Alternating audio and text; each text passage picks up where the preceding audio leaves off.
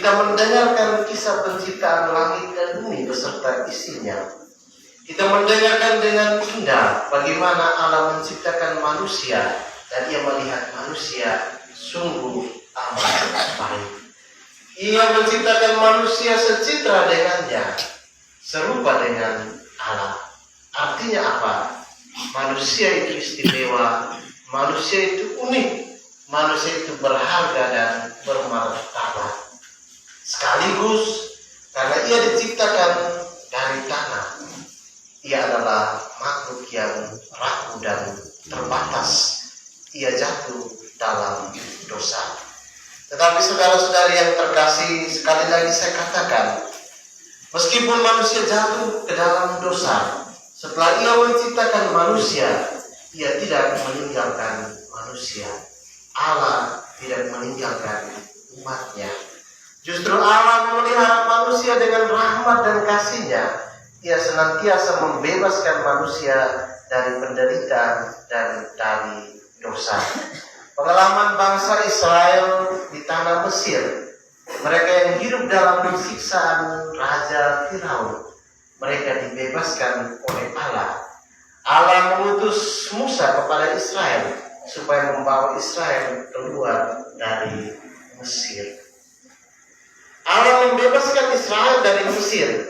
Itu sesungguhnya adalah Paskah bagi umat Israel. Paskah artinya Allah membebaskan, Allah menyelamatkan.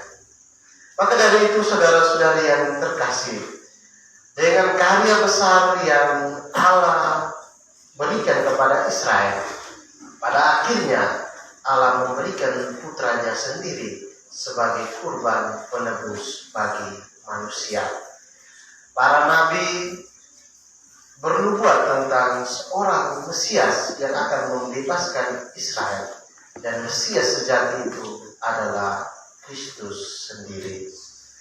Ibu dan Bapak, saudara-saudari yang terkasih dalam Kristus, pada malam cahaya ini kita menyaksikan bahwa Putra Allah, Yesus Kristus, yang diberikan kepada kita sungguh mengalami sengsara, wafat, dan bangkit dengan mulia. Kristus bangkit, Kristus hidup.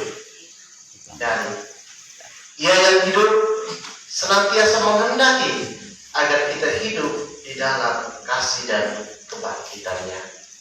Saudara dan saudari yang terkasih, saya ulangi, Kristus bangkit, Kristus hidup. Ia yang hidup senantiasa menghendaki agar kita hidup di dalam kasih, di dalam kebangkitannya. Kita beroleh harapan hidup yang baru dalam cahaya kebangkitan dan kehidupan Kristus yang mulia.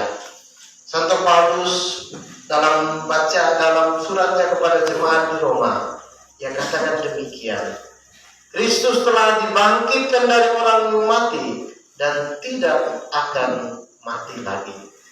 Maka saudara-saudari, cahaya kebangkitan Kristus yang kita rayakan pada malam ini sesungguhnya menerangi hidup kita, sesungguhnya menuntun membimbing kita kepada pengharapan kebangkitan dan sukacita hidup yang kekal, sehingga kita tidak takut lagi untuk mati, kita tidak takut lagi akan maut, kita tidak takut lagi akan kebinasaan, melainkan kita diberikan pengharapan bahwa kita akan disatukan, dikumpulkan, dan beroleh hidup yang kekal.